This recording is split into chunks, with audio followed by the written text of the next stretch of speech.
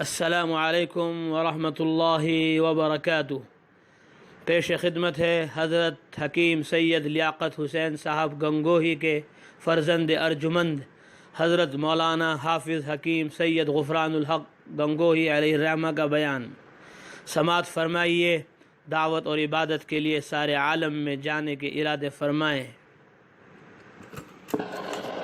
الحمد لله نحمده ونستعينه ونستغفره ونؤمن به ونتوكل عليه ونعوذ بالله من شرور أنفسنا ومن سيئات أعمالنا من يهده الله فلا مضل له ومن يضلل فلا هادي له ونشهد أن لا إله إلا الله وحده لا شريك له ونشهد أن محمدا عبده ورسوله فقد قال الله تبارك وتعالى في القرآن المجيد والفرقان الحميد أعوذ بالله من الشيطان الرجيم بسم الله الرحمن الرحيم ومن أحسن قولا ممن دعا إلى الله وعمل صالحا وقال إنني من المسلمين ولا تستوي الحسنة ولا السيئة ادفع بالتي هي أحسن فإذا الذي بينك وبينه عداوة كأنه ولي حميم وقال الله تعالى فكيف إذا توفتهم الملائكة يضربون وجوههم وأدبارهم۔ میرے محترم دوستو اور بزرگوں، ہر انسان کی 4 منزلیں ہیں۔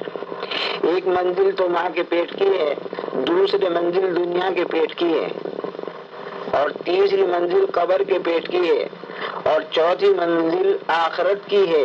یہ 4 منزلیں ہر انسان کی ہیں۔ ماں کے پیٹ کے اندر تو اللہ پاک نے انسان کا بدن بنایا اور اس میں روح ڈالی تنگ جگہ میں، اور اندھیرے کے اندر دنیا کے پیٹ کے اندر اللہ پاک نے انسان کو اس لیے بھیجا تاکہ قدردانی والے راستے پر چلے اور ناقدری والے راستے کو چھوڑ دے۔ اللہ پاک کی اس کے اوپر جو مہربانیاں ہیں اس کی قدردانی کرے، اما شاکرا و اما کفورا، قدردانی کرے اور اللہ کی بات مانتا ہوا دنیا سے جائے۔ اس دنیا کے اندر اللہ پاک نے انسان کو تھوڑا سا اختیار دیا ہے، تھوڑے وقت کے لیے دیا ہے، پورا اختیار نہیں دیا ہے۔ پورا اختیار دیتے تو دنیا میں کوئی بیمار نہ ہوتا، کوئی بوڑھا نہ ہوتا، کوئی ہارتا نہیں، اکثر و بیشتر موت کو نہیں چاہتے تو کوئی مرتا بھی نہیں، لیکن انسان کو اللہ پاک نے پورا اختیار نہیں دیا ہے، تھوڑا اختیار دیا ہے بھلے اور برے کا۔ یہ ہاتھ اللہ پاک نے دیا ہے، اس سے یتیموں اور مسکینوں کو جا کے روٹی تقسیم کر سکتا ہے، اور اس ہاتھ کے اندر یہ بھی طاقت ہے کہ دوسرے کے ہاتھ سے روٹی چھین سکتا ہے۔ یہ دونوں طاقتیں اللہ نے دی ہیں۔ ماں کے پیٹ کے اندر تو انسان مجبور و محض ہے، جیسا بنا دیا ویسا بن گیا۔ لڑکا بنایا، لڑکی بنایا، کالا بنایا، گورا بنایا، زیادہ سمجھدار والا بنایا، کم سمجھ والا بنایا، جیسا بنایا ویسا بن گیا۔ وہاں تو کوئی اختیار نہیں، جون سے خاندان میں اور جون سی قوم میں پیدا کر دیا۔ اس دنیا میں آنے کے بعد انسان کو تھوڑا سا اختیار ہے، تھوڑے وقت کے لیے، اور تھوڑا وقت موت تک کا ہے۔ اس کے اندر اگر اپنے اختیار کو اللہ کی مرضی پر استعمال کیا تو یہ آدمی دنیا اور آخرت میں کامیاب ہوگا، اور اگر اس کے اندر انسان نے اپنے اختیار کو اپنی مرضی پر استعمال کیا تو دنیا اور آخرت میں یہ پریشان، تباہ اور برباد ہوگا۔ اے محترم بزرگ اور دوستو، یہ تو ہے اللہ کی مرضی، اور ایک ہے اپنی مرضی۔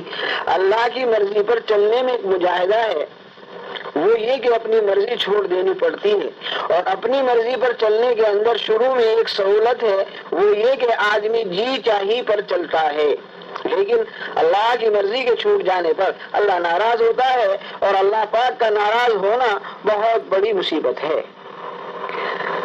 اللہ ہیں، چاند سورج کو پیدا کرنے والے اللہ ہیں، اور اس انسان کو اندھیرے کے اندر اور تنگ جگہ کے اندر پیدا کرنے والے جو اللہ ہیں قادر مطلق اللہ ہیں۔ جب وہ ناراض ہو جاتے ہیں تو آدمی بہت پریشان ہو جاتا ہے، لیکن اتنی مہربانی تو اللہ تعالیٰ پھر بھی کرتے ہیں کہ جب انسان اللہ کو ناراض کرنے والا کام کرتا ہے تو اس کی فوراً پکڑ نہیں کرتے، بلکہ اس کے لیے ہدایت کا انتظام کرتے ہیں۔ فرعون ہے، خدائی کا دعویٰ کیا لیکن ایک دم سے اس کو پکڑ نہیں کی۔ حضرت موسیٰ علیہ السلام کو سمجھانے بھیجا، اس نے مذاق اڑایا، پھر دوسری مرتبہ سمجھایا، پھر اس نے مذاق اڑایا، پھر تیسری مرتبہ سمجھایا تو وہ غصے میں آ گیا اور اس نے کہہ دیا قال لئن اتخذت الہا غیری لاجعلنک من المسجونین، اگر میرے سوا کوئی دوسرا خدا تم نے مانا تو تم کو جیل خانے بھیج دوں گا۔ اس کو تجربہ تھا، بہت سو کو اس نے جیل خانے بھیجا تھا۔ حضرت موسیٰ علیہ السلام نے کہا قال اولو جئتک بشیء مبین، اگر میں کوئی کھلی چیز تیرے پاس لے آؤں تو کیا پھر بھی میرے کو جیل خانے بھیجے گا؟ اس کے تو ذہن میں بھی نہیں آیا کہ حضرت موسیٰ علیہ السلام کھلی چیز کیا لائیں گے، تو اس نے کہا قال فأت بها ان كنت من الصادقین۔ فرعون نے کہا اگر تم سچے ہو تو لاؤ۔ اب حضرت موسیٰ علیہ السلام نے ڈنڈے کو زمین پر ڈال دیا، وہ بڑا اژدہا بن گیا، اور اپنے ہاتھ کو بغل سے نکالا تو وہ بہت چمکدار بن گیا۔ یہ اس کے لیے ہدایت کا سامان اور انتظام تھا۔ اس کو چاہیے تھا کہ اس معجزے کو دیکھ کر حضرت موسیٰ علیہ السلام کی بات کو مان لیتا کہ اللہ کے بھیجے ہوئے ہیں، لیکن موسیٰ علیہ السلام نے اژدہا پکڑا اور وہ ڈنڈا بن گیا۔ اس وقت تو فرعون تھوڑا سہم گیا، ڈر گیا، گھبرا گیا، لیکن پھر اس نے میٹنگ جمائی، جتنے ممبر تھے سب کو جمع کیا۔ فرعون اور سارے کے سارے درباریوں نے مل کر سوچا کہ یہ تو جادوگر ہے، اس کے لیے جادوگروں کو جمع کرو۔ جادوگر جمع ہو گئے، دیکھنے کے لیے بڑا مجمع اکٹھا ہو گیا۔ جادوگروں نے اپنا جادو ڈالا، انہوں نے رسیاں ڈالی اور چاروں طرف سانپ بچھو دوڑنے لگے۔ اب موسیٰ علیہ السلام نے اللہ کے حکم سے اپنا ڈنڈا ڈالا، وہ اژدہا بن گیا جو سارے سانپوں کو نگل گیا۔ یہ دیکھ کر جادوگروں نے سمجھ لیا کہ یہ شخصیت جادوگر نہیں ہے بلکہ اللہ کے نبی ہیں۔ فوراً سب سجدے میں گر گئے اور سب نے کہا قالوا آمنا برب العالمین رب موسیٰ و ہارون۔ اللہ تبارک و تعالیٰ نے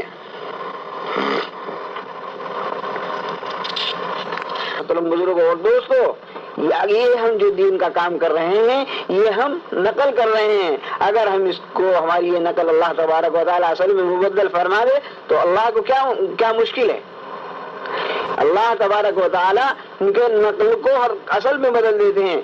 جب یہ موسیٰ علیہ السلام کے سامنے جادوگر آئے اور اس جادوگروں نے جیسا کہ موسیٰ علیہ السلام نے لباس پہن رکھا تھا تو سارے جادوگروں نے موسیٰ علیہ السلام کا لباس پہن رکھا تھا۔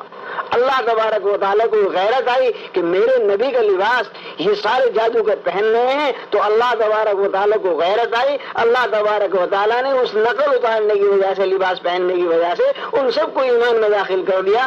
اللہ تبارک و تعالیٰ نے ساروں کو ایمان میں داخل کر دیا اور انہوں نے سب نے کلمہ پڑھ لیا، سارے کے سارے ایمان میں داخل ہو گئے۔ تو اسی طرح اللہ تبارک و تعالیٰ نے ہم کو یہ دعوت والا کام دیا ہے، حضور اکرم صلی اللہ علیہ وسلم والا ہم کو کام دیا ہے۔ اگر ہم اس کام کی نقل ہی کر رہے ہیں، اللہ تبارک و تعالیٰ ہم کو بھی اس نقل کے بدلے میں اللہ تبارک و تعالیٰ ہمیں اصل میں بنا دے گا، اور اللہ تبارک و تعالیٰ ہماری دنیا بھی اور آخرت بھی بنا دے گا۔